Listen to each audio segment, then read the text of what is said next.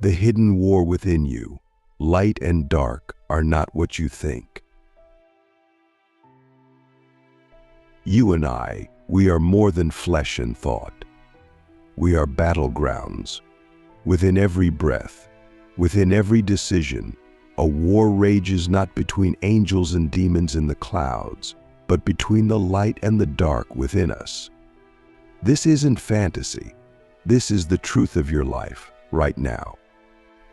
Every smile, every rage, every quiet fear when you're alone at night, it's all part of this ancient battle. Click subscribe to this channel to get more profound spiritual lessons.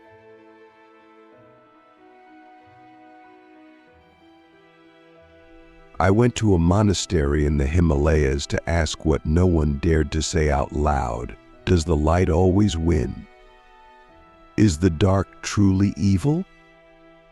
The monk, a man who hadn't spoken in 12 years, looked into my eyes and whispered, "Both are chosen. Very few choose wisely." Let me ask you something that might burn for weeks in your soul. Which part of you do you trust more?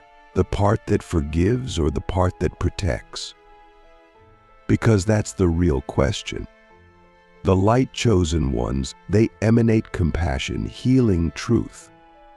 They bring peace, but often at the cost of struggle. They bear their wounds openly and still offer love.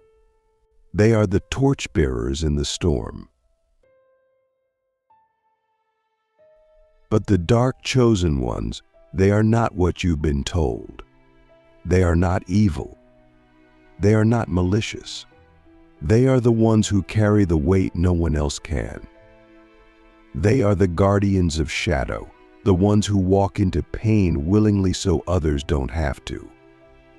They are courage without applause, sacrifice without recognition. I met a man in Ghana, a spiritual warrior, who told me this: the light saves lives, but the dark saves souls. That hit me like a thunderclap, because we've all been taught to fear the dark. But what if the dark isn't the villain? What if it's the part of you that refuses to be broken, the one that walked through trauma and didn't die? If you're listening to this, you've already felt it. The pull of both. The desire to heal the world and the temptation to burn it all down. You felt rage and called it weakness. You felt peace and assumed it meant surrender. But I'm here to tell you both are power. Both are sacred. Let's talk about power, real power. Not the kind that controls others, but the kind that reshapes your destiny. Light-chosen ones draw their strength from connection. They feel everything. Empathy is their weapon. They can walk into a room of broken people and raise the vibration just by breathing. Their greatest enemies are apathy and despair. They fight using love, forgiveness, and truth. But what happens when love isn't enough? That's where the dark chosen ones are born. They emerge when the world needs protectors, not peacemakers. When the light retreats, the dark steps forward. Their power is raw, primal, forged in loss. They know how to destroy to rebuild. They are the ones who say, "Not on my watch," and mean it. There's a reason most spiritual traditions have gods of both light and shadow. Because without darkness, light is blind. And without light, darkness is chaos. Do you understand? You are both. You are always both. Sit with that truth for a moment. Now let me take you deeper. Picture yourself in a forest at night. You're alone. You hear a sound. Your heart starts pounding.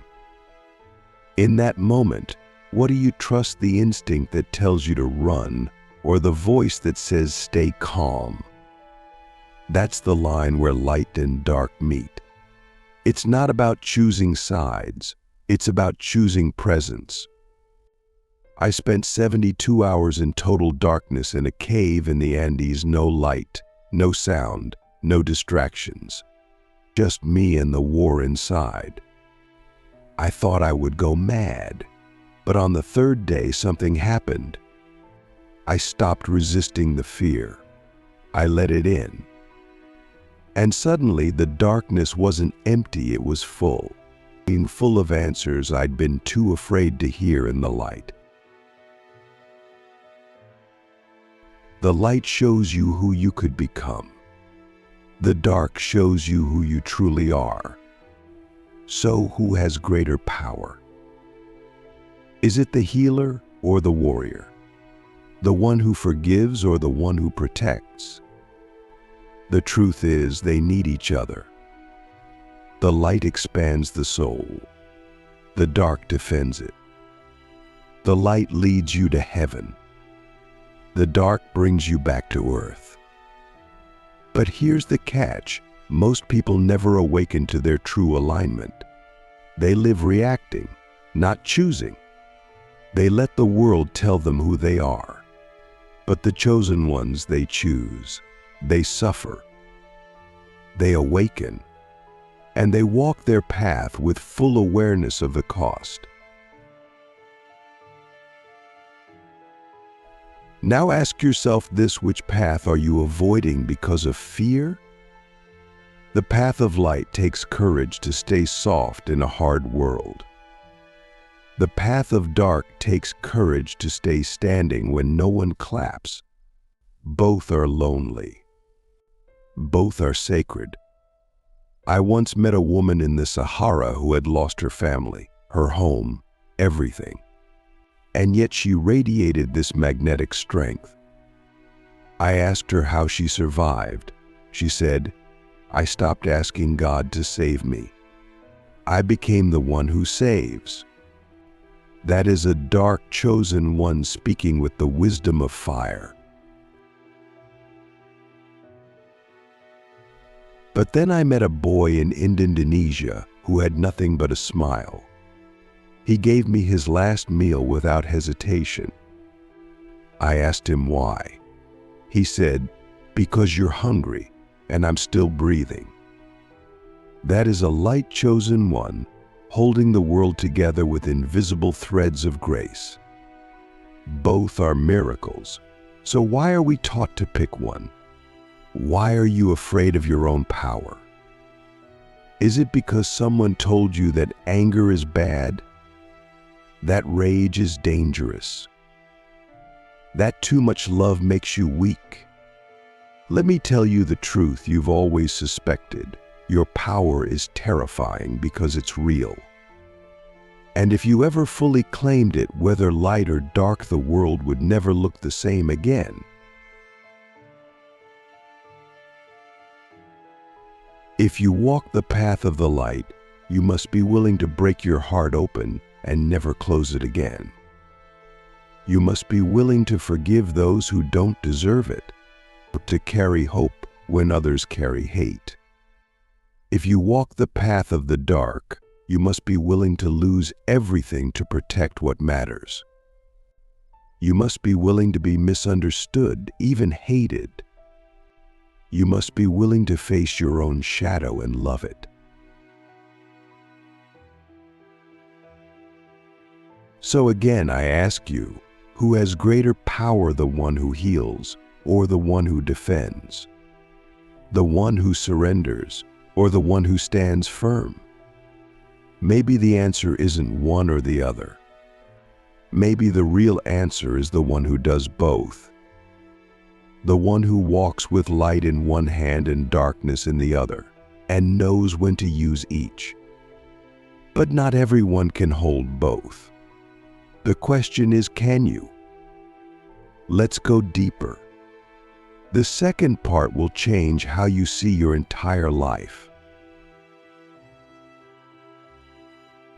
The secret power of shadows, why darkness might be your greatest teacher.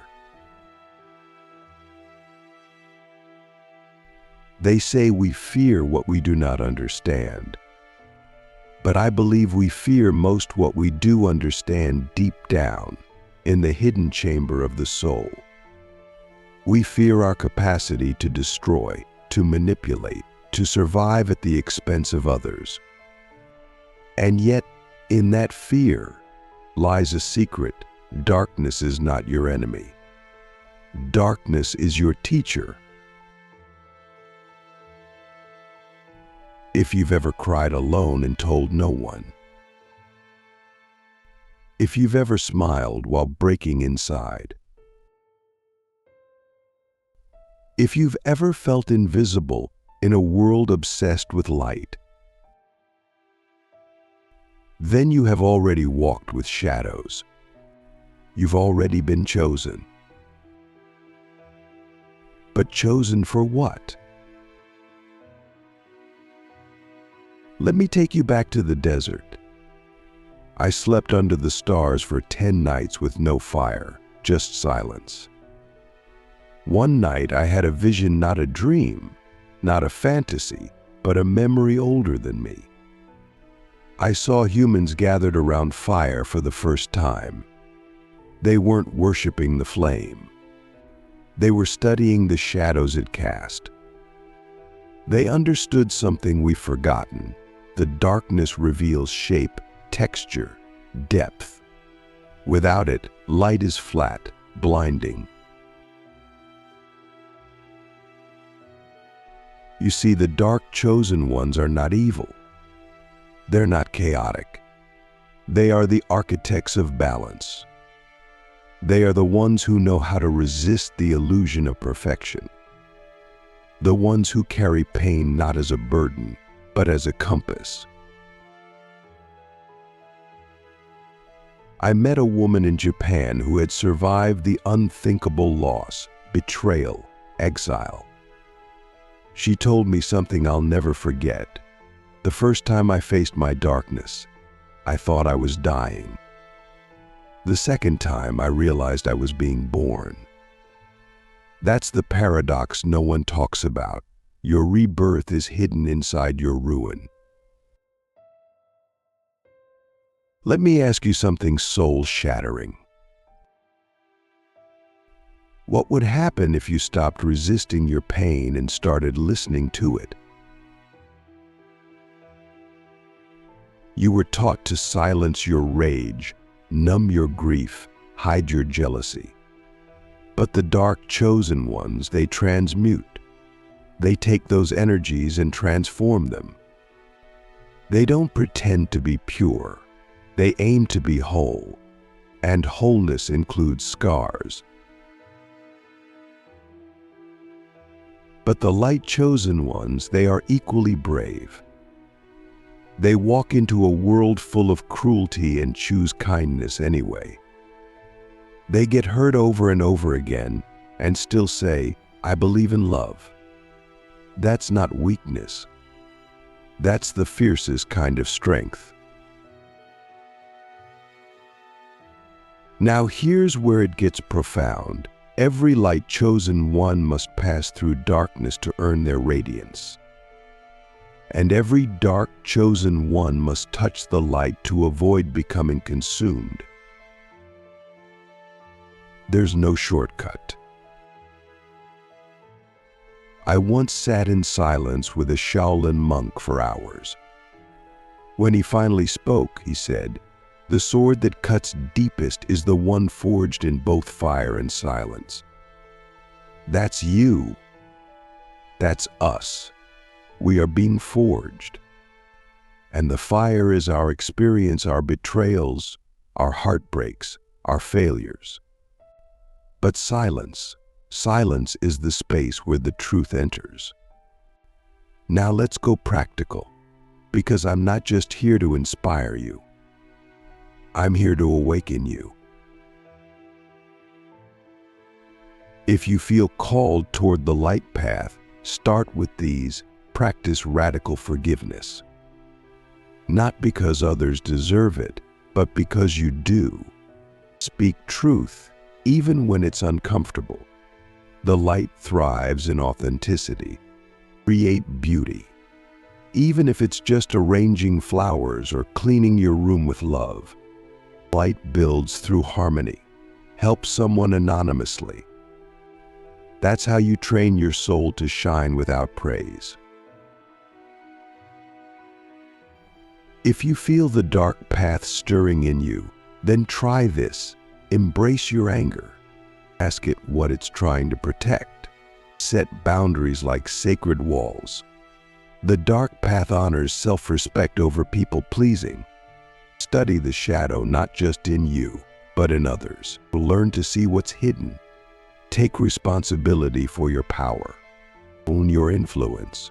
Do not abuse it, or command it with honor. Here's the truth that no guru, no priest, no influencer will tell you. You don't have to be good. You have to be true. And there is a massive difference. Being good is about performance. Being true is about presence. Being good is about compliance. Being true is about alignment. So which are you chasing? Spirituality has been sold to us like a filtered Instagram post: peaceful, clean, beautiful. But real spirituality, it's messy. It's raw. It's the light saying, "I forgive you," while you're still bleeding. It's the dark saying, "I will protect you even if it means being hated." You were never meant to be perfect. You were meant to be powerful. And that power comes when you stop dividing yourself. When you stop saying, "I'm only love," or "I'm only strength." You are both. You are the galaxy and the void, the creator and the destroyer. You are the storm and the shelter. Let's go even deeper. I want you to close your eyes right now. Unless you're driving seriously, don't do that. But if you're safe, close them. Breathe. Ask yourself this question: what part of me am I most afraid of? That's where your power is hiding. Maybe it's your voice. Maybe it's your need for affection. Maybe it's your desire for control. Whatever it is, don't judge it. Study it. Befriend it. Because what you reject becomes your shadow, and what you integrate becomes your sword. There was a young man I mentored who told me, "I'm afraid that if I fully express my truth, everyone will leave." I told him, "They might, but you'll finally be with yourself. And that's when the real ones will find you." That's the dark path, being willing to lose the false to find the real. And then there's the woman who told me, "I forgive everyone too easily. I feel weak." I said, "No, you are fierce. It takes more strength to forgive than to fight. You are choosing light in a world that feeds on darkness. That's courage." So now I ask you, what does your soul want more, peace or power? And what if real peace is power? This is the great secret. The light chosen ones and the dark chosen ones are not enemies. They are mirror images of the same sacred energy. One illuminates. The other protects. One heals. The other transforms. Together they are unstoppable. And here's the twist. The most powerful being is not the purest one. It's the one who can walk in both realms and not lose themselves. That's the true chosen one. Are you ready to become that? Then prepare yourself. The final part of this journey will reveal the ancient destiny of the chosen and why the world is awakening right now. The awakening of the chosen, why the world needs you now more than ever. You didn't find this message by accident. Whether you believe in fate, energy, or pure coincidence, it doesn't matter. What matters is that something inside you is stirring. A whisper, a calling, a vibration that says, there's more to me than I've allowed myself to be. You've walked the edges of your light. You've tasted the depths of your dark. And now the world is shifting. The veil is thinning. The illusions are cracking. You feel it, don't you? The timelines converging. The silence before the quake. The strange sense that you were born for something more, but you can't quite name it. Let me tell you what it is.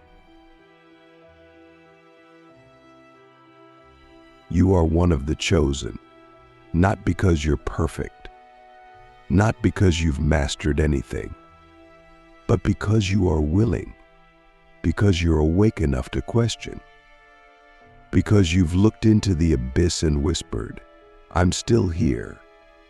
The era of passive spirituality is over.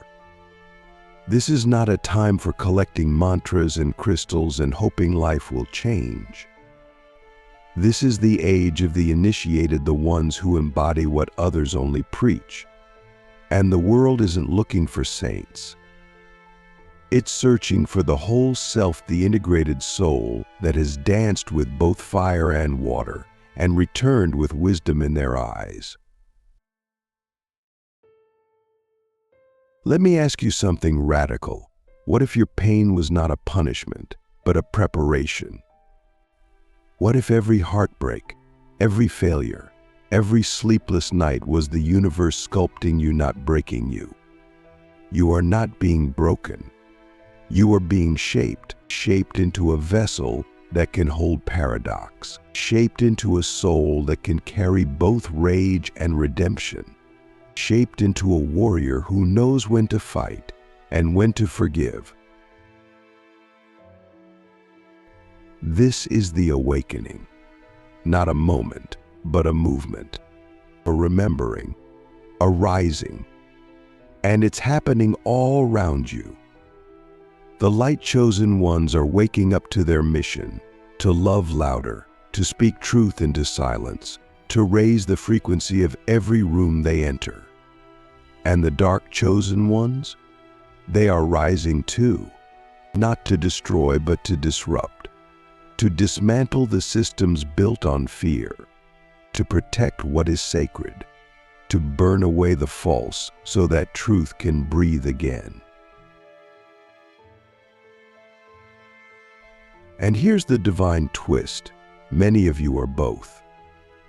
You are the storm and the calm. You are the sword and the salve. You are the light that guides and the dark that guards. This world needs you. Not later. Not someday. Now. We are standing at the edge of unprecedented change. Climate, consciousness, culture, everything is shifting. The old systems are collapsing. The old gods are silent.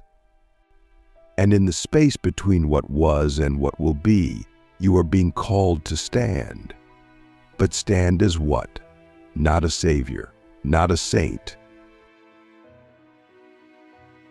Stand as yourself, fully, fiercely, fearlessly. The light-chosen ones must no longer hide behind kindness. They must speak their truth, even when it shakes. They must stop waiting for permission to shine. The dark-chosen ones must no longer isolate in silence. They must stop confusing solitude with shame.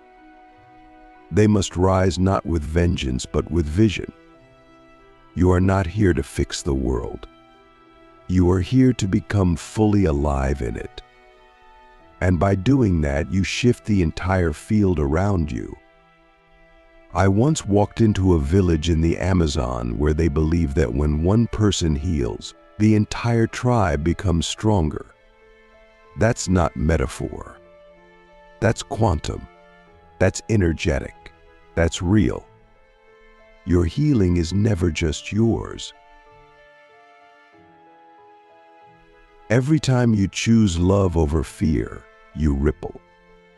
Every time you face your shadow instead of running, you ripple. Every time you speak when your voice shakes, you ripple. And those ripples, they become waves. So here's what I want you to do right now. Choose, not with fear, not with fantasy, with clarity. Choose your alignment not because it's trendy or safe, but because it's true. If you are light, commit to radiance. Let your love interrupt patterns. Let your forgiveness disarm hate. Let your presence be unbearable to lies. If you are dark, commit to integrity. Let your wrath serve purpose. Let your silence be sacred. Let your protection be fierce, but never reckless. And if you are both, as many of us are, commit to balance. Learn the art of switching between energies without losing your soul. Be the one who knows when to kneel and when to roar. Be the one who walks among gods and ghosts with equal reverence. You are not here to be liked. You are here to be legendary. Now, let me give you a final, sacred truth. Something passed to me by a dying elder in a remote temple in Tibet. I asked him, "How do I know if I'm truly awakened?" He smiled with eyes that had seen centuries and said, "You will know you are awakened when you stop asking, 'Am I enough?' and start asking, 'What can I give?'" That's the mark of the chosen. They stop chasing power and become power itself. So now I leave you with one final, soul-carving question. What would the world look like if you stopped holding back who you truly are? Sit with that. Let it burn. Let it liberate. Let it become the fire that lights your path forward. You are light. You are dark. You are chosen. And the world has waited long enough for you to remember.